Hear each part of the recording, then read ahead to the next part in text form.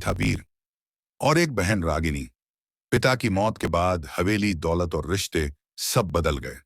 वीर ने रागिनी को धोखा दिया, कुएं में गिराया, रिश्ते को जला दिया। लेकिन रागिनी ने उसे माफ कर दिया। क्यों? क्योंकि वो जानती थी अगर खून गंदा हो जाए तो उसे धोया जा सकता है, लेकिन अगर दिल गंदा हो जाए तो सब कुछ खत्म। उत्तर प्रदेश का एक छोटा सा कस्बा, जहां समय ठहर गया था।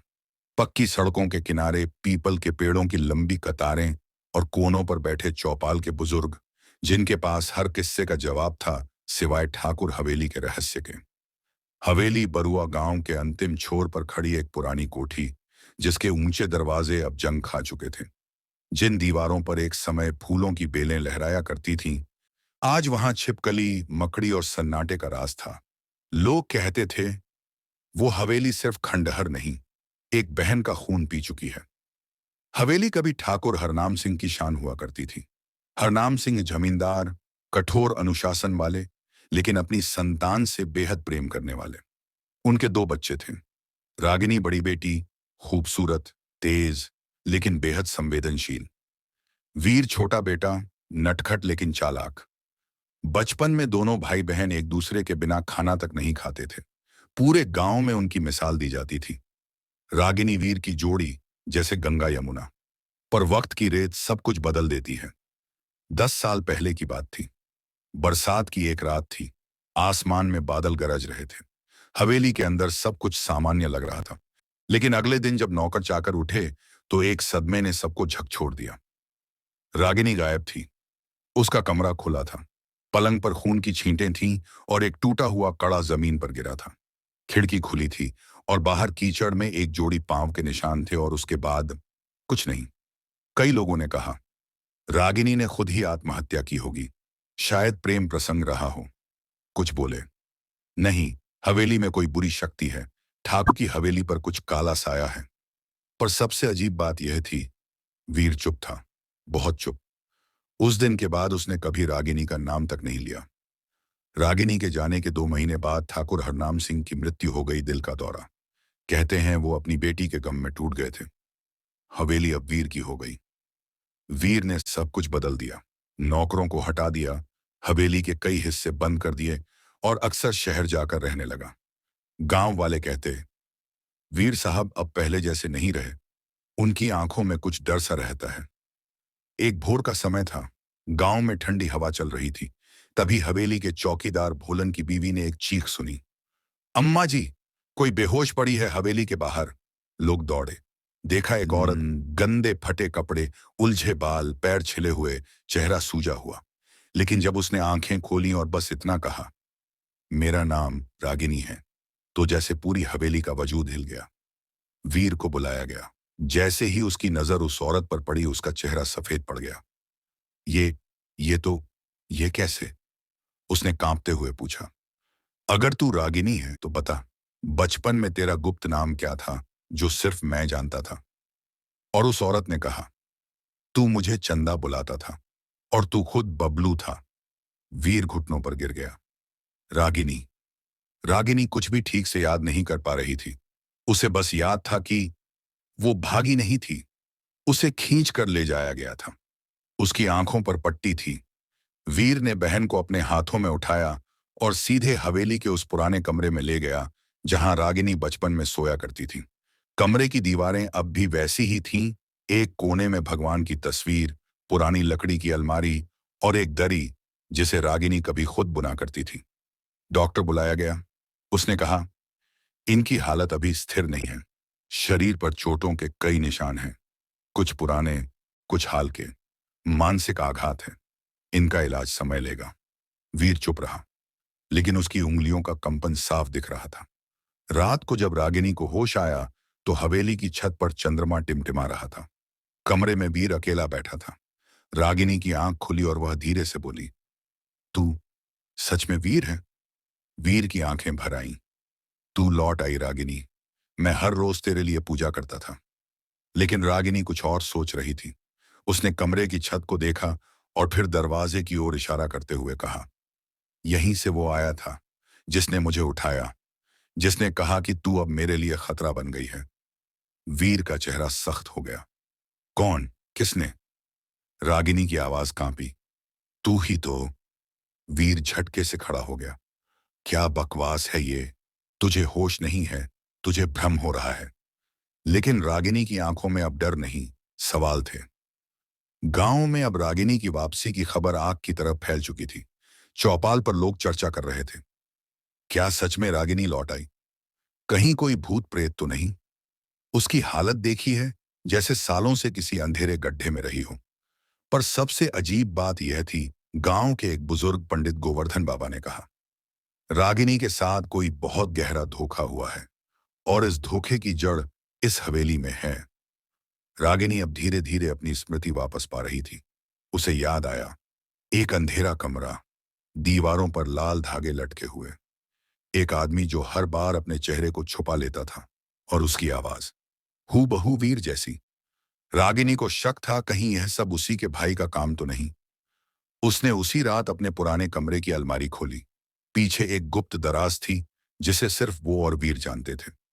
वहां उसे एक पुरानी डायरी मिली, उसका अपना लिखा हुआ, जो वह गायब होने से कुछ दिन पहले लिखती थी। 14 जून, वीर मुझसे नजरें चुराता है। वो हर रात कहीं जाता है, छिपकर। मैं पीछा करूंगी।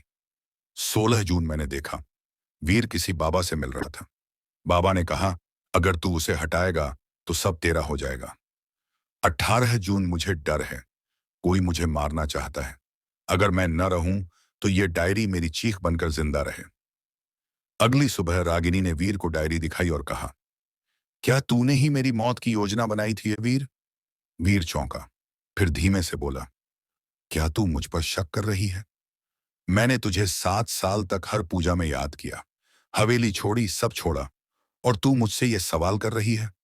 लेकिन रागिनी ने उसकी आंखों में झांका। वहां दर्द था, पर कहीं ना कहीं छुपा डर भी। उस रात रागिनी चुपचाप वीर के पीछे पीछे हवेली के तहखाने में गई। वहां वीर अकेला था, हाथ में एक लाल रंग की माला और एक तस्वीर रागिनी की। वीर फुसफुसा रहा था, वो वापस आ गई, पर अगर उसने राज खोल दिया तो सब खत्म हो जाएगा। सब। रागिनी के पैरों तले जमीन खिसक गई। अब रागिनी जान चुकी थी, खतरा बाहर नहीं, घर के भीतर था। उसका अपना भाई वीर कुछ छुपा रहा था, कुछ ऐसा जिसे उजागर करने के लिए शायद उसे अपनी जान की कीमत चुकानी पड़े। रागिनी की सांसें थम गईं। वो दीवार की ओट में खड़ी कांप रही थी। उसकी आंखों से बहता पसीना अब ठंडी लकीरों की तरह पीठ पर दौड़ने लगा। वह वापस कमरे में गई, लेकिन अब नींद उसकी आंखों से कोसों दूर थी। सुबह वीर बहुत शांत और सामान्य दिख रहा था। आज चलो बहन, तुम्हें मंदिर लेकर चलता हूं, उसने कहा। रागिनी मुस्कुराई दिखावटी। मंदिर ठीक रहेगा, लेकिन उससे पहले मैं बाबा जी से मिलना चाहती हूँ, वही जिनसे तू मिलने जाता था। वीर का चेहरा कुछ पल के लिए कठोर हो गया, लेकिन अगले ही पल हंसते हुए बोला, बाबा जी? अच्छा, तो तुझे सब याद आ गया? अब रागिनी का चेहरा उतर गया। मतलब तू जानता था कि मुझे कुछ याद नहीं है? तू क्यों छुपा रहा था कि मैं जिंदा हूं? वीर अब उसकी आंखों में आंखें डालकर बोला, क्योंकि तू मर जाती रागिनी, तुझे मरना ही था, उसने पीछे हटते हुए कहा। तो तूने ही मुझे उस रात उठाया था? वीर चुप रहा। रागिनी का गला कांपा। क्यों वीर, क्यों? अब वीर की आंखों से आंसू बहने लगे, लेकिन वो आंसू पछतावे के नहीं थे, बचाव के थे। क्योंकि तू जान गई थी मां की मौत का सच। रागिनी को अब टुकड़ों टुकड़ों में याद आने लगा। उसने एक बार रात को अपनी मां को और वीर को झगड़ते सुना था। मां बार बार कह रही थी, तू सही नहीं कर रहा वीर, ये सब तंत्र मंत्र तेरे दिमाग को खा गया है। तुझे हवेली नहीं चाहिए, तुझे लालच चाहिए। और अगले दिन मां की सीढ़ियों से गिरने से मौत हो गई। लेकिन रागिनी को हमेशा शक था कि वो गिरना एक दुर्घटना नहीं, एक धक्का था। रागिनी की डायरी का अंतिम पन्ना अब रोशनी में आ चुका था। मां ने वीर को सब कुछ से बेदखल करने का निर्णय लिया है, लेकिन वीर अब बदल चुका है। मुझे डर है कि मां को कुछ हो सकता है, और मैं अगली हूं। अब वीर टूट चुका था। उसने कहा, हाँ, मैंने मां को धक्का दिया था, क्योंकि उसने मुझे हवेली से निकालना चाहा था। और तू तू वो सब जान गई थी, इसलिए तुझे हटाना जरूरी हो गया था। लेकिन मैं तुझे मार नहीं सका, इसलिए बाबा के पास ले गया। उन्होंने कहा, जिंदा रहकर भी अगर वो मर जाए तो तेरा राज कभी बाहर नहीं आएगा। रागिनी अब सब कुछ समझ चुकी थी। वो बाबा कौन था? वीर ने धीरे से कहा, हमारा सौतेला चाचा, पिताजी का पराया बेटा।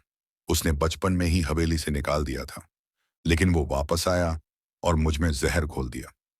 बोलता था, अगर मैं रागिनी को हटा दूं तो हवेली मेरी होगी, सब कुछ मेरा होगा। मैं पागल बन गया रागिनी, मैं अंधा हो गया। रागिनी अब फूट फूट कर रो रही थी। तू मेरा भाई था, वीर, मेरा बबलू। तू मुझे चंदा कहकर पुकारता था। क्या हवेली का लालच इतना बड़ा था? वीर ने सिर झुका लिया। अब जो सजा तू चाहे, मुझे मंजूर है। रागिनी ने कुछ नहीं कहा। वह उठी, सीधे बाहर गई और गांव के सरपंच को बुलाकर सारी सच्चाई बता दी। गांव के लोग दहशत में थे। जब वीर ठाकुर को पुलिस ने हवेली से हथकड़ी लगाकर निकाला, उसने कोई विरोध नहीं किया। मैंने सबसे पवित्र रिश्ते को लहूलुहान किया। अब मेरी सजा यही है। वीर को गिरफ्तार हुए 3 महीने बीत चुके थे। गांव में सन्नाटा था। हवेली अब वीरान पड़ी थी। लोग धीरे धीरे भूलने लगे थे कि उस घर में कभी भाई बहन रहते थे, जिन्हें लोग मिसाल मानते थे। लेकिन रागिनी के लिए सब कुछ वहीं से शुरू हुआ था। रागिनी ने फैसला किया कि वो हवेली को दोबारा जिंदा करेगी। अगर उस हवेली में खून बहा है, तो अब वहां प्रायश्चित का दीप जलेगा। उसने दीवारें साफ करवाईं, पुराने चित्र दोबारा टांगे, मंदिर में मां की तस्वीर रखी और हर उस जगह पर दीप जलाया जहां जहां वीर ने उसे अंधेरे में धकेला था। पर गांव ने उसका साथ नहीं दिया। कई लोगों ने कहा, उसी के कारण वीर जेल में गया। बहन है, जह तो भाई को बचाना चाहिए था। रागिनी ने सब कुछ सुना, लेकिन चुप रही। रात को अपनी मां की तस्वीर के आगे बैठकर बोली, अगर मैं चुप रह जाती तो तेरा कत्ल भी वीर का गुनाह न बन पाता। अब मुझे ही इस कलंक को धोना होगा, सच्चाई से, प्रेम से और सेवा से। रागिनी ने गांव की विधवाओं, अनाथ बच्चों और तिरस्कृत औरतों को हवेली बुलाना शुरू किया। उसने सिलाई, कढ़ाई और हवन पूजन का एक छोटा सा केंद्र बनाया। गांव की कई स्त्रियां अब उसके साथ थीं। हवेली अब एक पुनर्वास केंद्र बन रही थी। लेकिन एक दिन जेल से चिट्ठी आई। प्रिय चंदा, मुझे नहीं पता कि तू अब भी मुझे भाई मानती है या नहीं, लेकिन मुझे पता है तू अब भी वही है जो हर टूटे को जोड़ देती है। जेल में हर रात जब चादर ओढ़ता हूं तो तू याद आती है। वो पुरानी बात याद आती है जब तू मुझे रोटी में चुपके से ज्यादा घी दे देती थी। तू सजा नहीं, आईना बनी और मुझे मेरा सच दिखा दिया। मैं अब तुझसे कुछ नहीं मांगता, बस अगर तू कभी माफ कर सके तो मुझे अपने कदमों में एक दिया जलाने देना, तेरे लिए नहीं, तेरे साथ के गुनाह के लिए। तेरा अपराधी वीर। चिट्ठी पढ़ते पढ़ते रागिनी की आंखें नम हो गईं। उसने कुछ नहीं कहा, सिर्फ चिट्ठी को अपनी मां की तस्वीर के आगे रख दिया और एक दिया जलाया। माफ करना सजा नहीं होती मां, लेकिन माफी मांगना एक नई शुरुआत हो सकती है। एक रात जब हवेली में हवन चल रहा था, तभी दरवाजे पर एक औरत आई। चेहरा ढंका था, आवाज धीमी थी। मुझे वीर ठाकुर की बहन से मिलना है। रागिनी ने उसे बैठाया, पानी दिया और धीरे से पूछा, आप कौन हैं? उसने चेहरा हटाया। मेरा नाम अंजना है। मैं वीर की होने वाली पत्नी थी। उसने मुझे कभी बताया नहीं, पर जब तुम लापता हुई, उसने सब छोड़ दिया और फिर मुझे भी छोड़ दिया। रागिनी अवाक रह गई। 7 साल पहले की कोई बात कभी जिक्र में नहीं आई थी। अंजना बोली, मैं जानती हूं उसने अपराध किया, लेकिन मैंने उसकी आंखों में सच्ची ग्लानि देखी है। मैं चाहती हूं कि जब वो लौटे तो एक आशा हो, एक रिश्ता हो जो उसे इंसान बना सके। रागिनी अब मां की तस्वीर के आगे बैठी थी, एक हाथ में वीर की चिट्ठी और दूसरे में हवेली की चाबी। उसने तस्वीर की ओर देखा और कहा, मां, क्या तू चाहती है कि मैं उसे एक मौका दूं? तभी हवा चली और तस्वीर के पास रखा दीपक टिमटिमाने लगा। रागिनी की आंखों में शांति थी, जैसे कोई जवाब उसे मिल गया हो। 4 साल बाद गांव की कच्ची सड़क पर धूल उड़ रही थी। एक दुबला, झुका हुआ आदमी, पैरों में टूटी चप्पलें, आंखों में पछतावे की थकावट और हाथ में एक पुराना थैला लिए वीर ठाकुर लौट रहा था। गांव वालों की नजरें उसकी पीठ में छुरी की तरह चुभ रही थीं। आ गया वापस। अब किस मुंह से आया है ये हत्यारा? बहन के राज बेचकर जो हवेली हथियाना चाहता था। वीर चुपचाप चलता रहा। उसकी नजर बस हवेली के गेट पर थी, वही गेट जिसके भीतर कभी उसकी मां की ममता, बहन की किलकारी और रिश्तों की रौनक थी। अब बस वहां शांति का सन्नाटा था। दरवाजा बंद नहीं था। वीर ने धड़कते दिल से धक्का दिया। भीतर आरती की आवाज गूंज रही थी। एक और दीपमालाएं जल रही थीं। एक छोटा सा विद्यालय, एक अनाथालय और बीच में मां की मूर्ति। और फिर सामने खड़ी थी रागिनी, वही चंदा, पर अब एक बहन नहीं, एक देवी की तरह साक्षात। वीर फर्श पर गिर पड़ा, माथा ठोकने लगा। मुझे माफ कर दे चंदा, मेरी आवाज भी नहीं सुनना चाहो तो ठीक, बस मुझे तेरे चरणों में रहकर सेवा करने दे। रागिनी चुप रही, फिर धीरे से आगे बढ़ी और एक लोहे की बाल्टी उसकी ओर बढ़ा दी। पीछे मैदान है, उसमें गंदगी फैली है। स्कूल के बच्चे सुबह खेलते हैं वहां, साफ कर दे। वीर ने बाल्टी उठाई, बिना एक शब्द बोले।